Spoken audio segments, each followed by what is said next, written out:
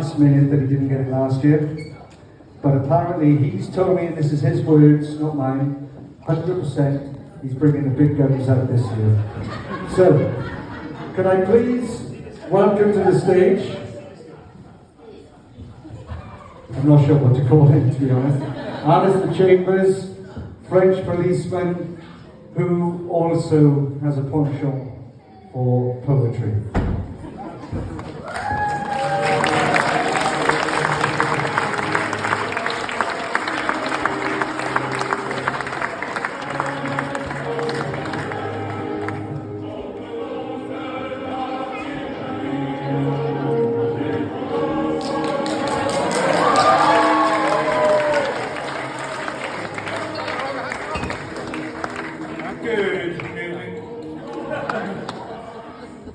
I wasn't going to rin for this year's May, but I was billied into it. The fact is, I was bitterly disappointed after this year's result and came in so close to being elected. I had it on my grasp, but it slopped away after that Pitagania bit came in. I was absolutely distraught for months and months. In the end, Roger the Mayor hired a French madame to kinsel me in his shed, in his giddon, until I was feeling better. But after a little bit of kinseling and tondeling care, I am a new person.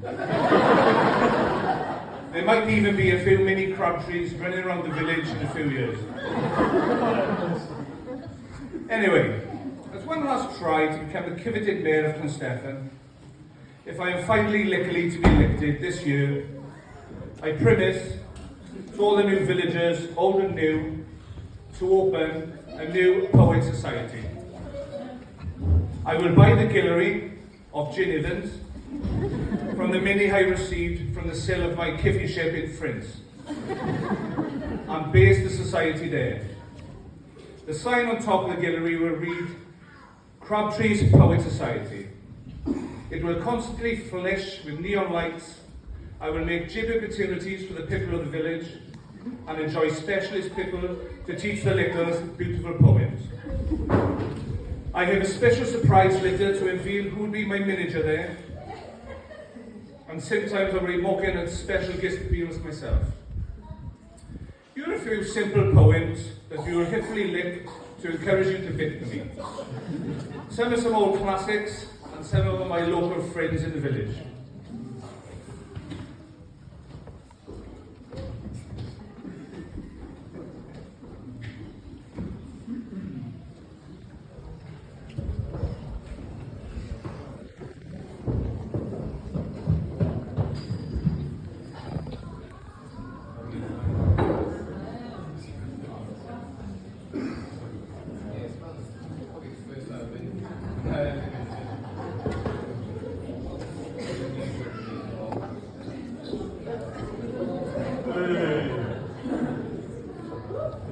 DylanThomas.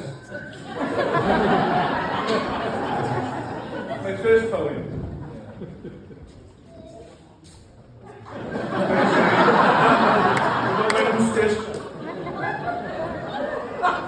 Ricky Mead's got a new hit. If he gives me any more jip, he'll have a thick lip. He's been in more towns than the UK and Judith Chalmers. He thinks he was on Wish You Were Here. He's got a beard like Ben Hur. He's got so much brown envelopes of cash under his bed, he's nearly as rich as Father Ted. There was a man called Stew Barry Stew. In the castle pub, he'd have his usual pew. If Rob was to sit in it, he'd call him a flipping tit. He'd flank his own shadow, think he's like Mike Tyson. He's more likely to be sucked up by Clara's Dyson. I mean Henry has paused from time to buy a Dyson. He's a barrel of fun. He's got a protruded belly button. Debbie said he'll barbecue him like one of his buttons. He reckons it's been a while since he's had a lay, but apparently he was caught drinking one of Debbie's goats in the hay.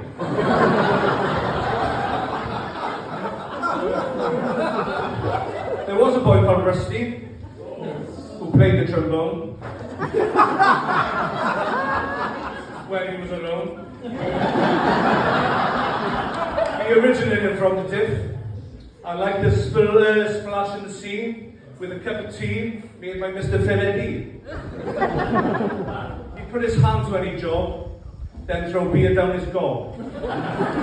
Then go home and burn his hand on his oven hob. Then mutter under his breath, what the flipping knob. He buys all these clothes, bright and camouflage.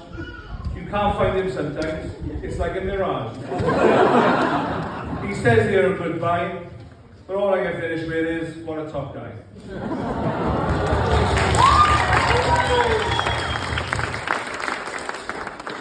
Thomas, my good old buddy, he's got the worst dress sense, that's why he's always tense. He wears clothes that are too tight, that's why he always bites. He so wishes he was light, he's got a big belly, I'm sure he's swallowed a couple of wellies. In the recent car boot sale, Jamie the shop had a row. He sold 200 t-shirts saying he's coming home.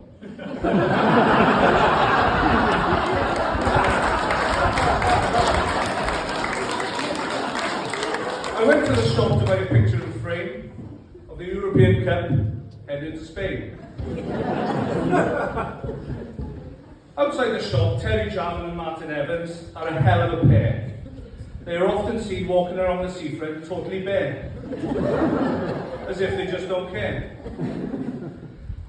Locals think they're on a dare, but to be totally honest, I think they're on a flipping mare. They moan every day that it's all shriveled up, because it's cold. They honestly think they're living in mold. They will wish they were in Spain to get away. They will wish they were in Spain, or the nudist showing off their dinglings with their mighty wings. Both showing off, they're thinking they are David Hasselhoff, more like Bob Blink and Geldof. And where they are two good friends, call them what you want, from the two Ronnies to Laurel and Hardy, the Chuckle Brothers, Morecambe and Wise, Fry and Laurie, Cannon and Ball. Old Martin Evans loves a phone call. Buzz like Jerome Woody. God, I better stop now before they have a massive coolie.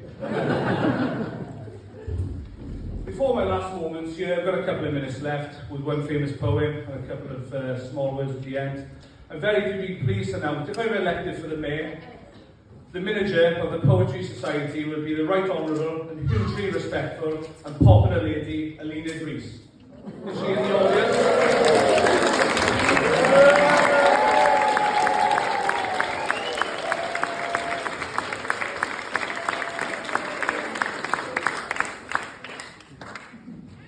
I will finish with the most famous poem of all, Under Milkwood, that I wrote myself.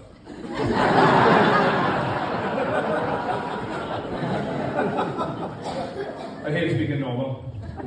It is spring. The millers knit in a small tin, starless and bitter black. The kibble streets silent, and the hinged quarters and rivets, woodland bin, invisible down to the slow back, crow back, fosh bitten sea. The houses as blind as mills, though mills see faint and it, and the snooting, volvid, dongle blonde, as kicked in pot, there in the myth model by the pimp and the town click, the ships in Minin, the welfare hill, Indigo's wad. And all the people of the little and dinful tin are slopping now. Hish, the biddies are slopping.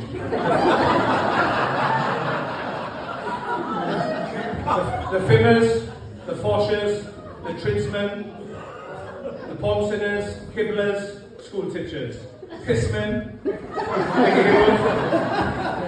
three pissmen in the village, pissmen, the clinician, the undertaker, and the fancy woman. Drunken, drossmaker, protcher, palisman, the Wilfrid Kickle woman, and the toddy winds, young girls, lie bedded soft, or glid in the drims, with wrongs and trousseau. Got how long this poem is. Prince made by slow winds, down the aisles of the organ planted wind. The boys are trimming, wicked all the bickling branches, all the knit and the jilly rigid sea. and the anthracite statue of the hisses slop in the falls, and the coals in the bales, and the digs in the wet-nose yards, and the kitsnip in the slon kinners or lope sly, streakling and noddling on the wind clids of the roofs. You can hear the dew filling and the hiss tin breathing. Only your eyes are then closed to see the blick and folded tin, fast and slow, aslip, and you alone can hear the impossible starfill, the dickest before dawn, minutely dewbrace, stirred of the blick, the dark-filled soul, when the Arethusa, the Curlew, and the Skylick, Zanzibar, Rhiannon, the river, the Cormorant, and the starved worlds followed the road. Listen, it is Nick living in the straw. Here there, the processional silk, slow, physical want, in Pyrenation Strot and Kickle Road. It is the gross ruin and Llanrwyd Hill, Dewful Stafford, the slop of bins in Montreal. Anyway, before I find it, one last thing I forgot to mention. The Poetry Society will be free for everyone to visit, and that includes aliens. Special aliens that happen to reside in the village, that probably all of you didn't know about.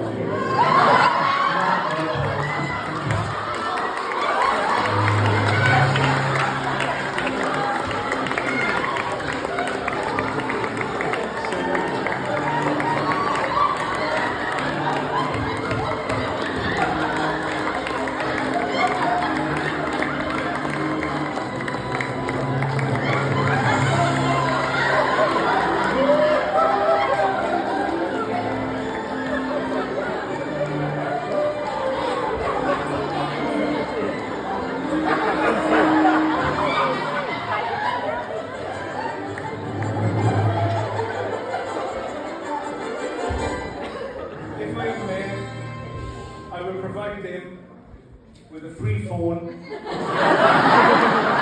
from EE for him to phone home so to connect him with his planet. I have the utmost pleasure introducing the one and only E.T.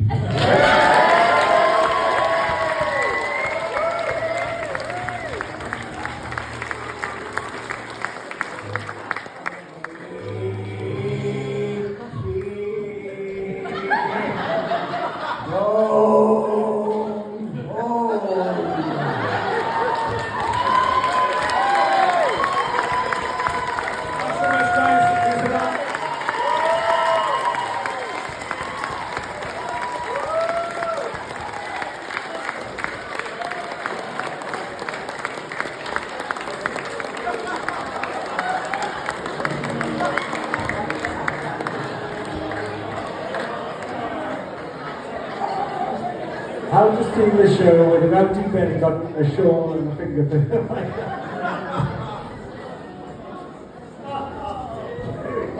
Sorry, you're up next. But while Chambers was doing that, I thought I'd scribble a little poetry in honour of Chambers. And then pen, that was Chambers. He thinks he's French. Lifts 20 kilos on the bench. Says cats up trees, he's out for hire. Just don't call him if there's a real fire.